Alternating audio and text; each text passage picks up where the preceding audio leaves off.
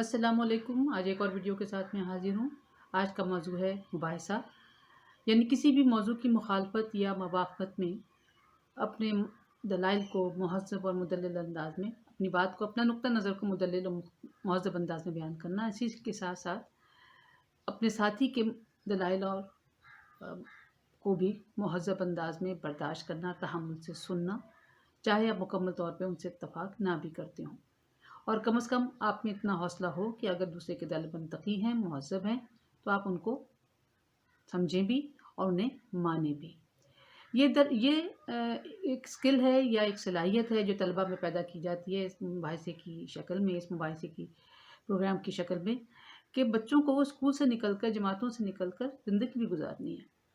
और हर एक का माहौल मुख्तलिफ होता है, चाहे वो माली तौर पर हो, चाहे वो जिस्मानी तौर पर हो, चाहे मुआशरा मुख्तलिफ हो, मुख्तलिफ कम्युनिटीज़ से वो ताल्लुक़ रखते हों। हर एक का नुक्ता नज़र किसी भी चीज़ को देखने का मुख्तलिफ हो सकता है। मसलन एक पेट भरे शायर को अगर एक चाँद बहुत ही हसीन और ख़ूबसूरत नज़र आ रहा होगा, उसकी शान में वो कसीदे लिखेगा, मगर दूसरी तरफ एक बेचारे भूखे फ़कीर को तो वो तो रोटी जैसा ही लगेगा ना। तो हर एक को अपना नुक्ता नज़र बयान करने की इजाज़त होनी चाहिए, मगर ज़रूरी क्या है, अंदाज़ मुहज़्ज़ब हो और बात मुदल्लिल हो। इसके लिए अ, ये बेइंतहा ज़रूरी है।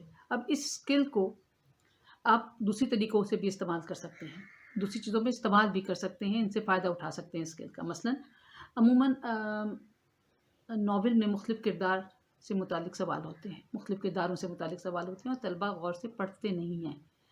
वो इसको इतनी तवज्जो देते नहीं हैं अगर कोई सवाल हो। मगर इसी तरीके इस चीज़ को अगर मुबाहिसे की शक्ल में अपना लिया जाए, मसलन किरदार की मुख्तलिफ़ ख़ूबियों को या ख़ामियों को एक मौज़ू बना दिया जाए मुबाहिसे का, और 2 टीमें बनाकर तलबा से कहा जाए कि अपने ख़यालात का इज़हार करें और उनको कुछ वक़्त दे दिया जाए, चाहे होमवर्क के तौर पर उनको वो काम दे दिया जाए।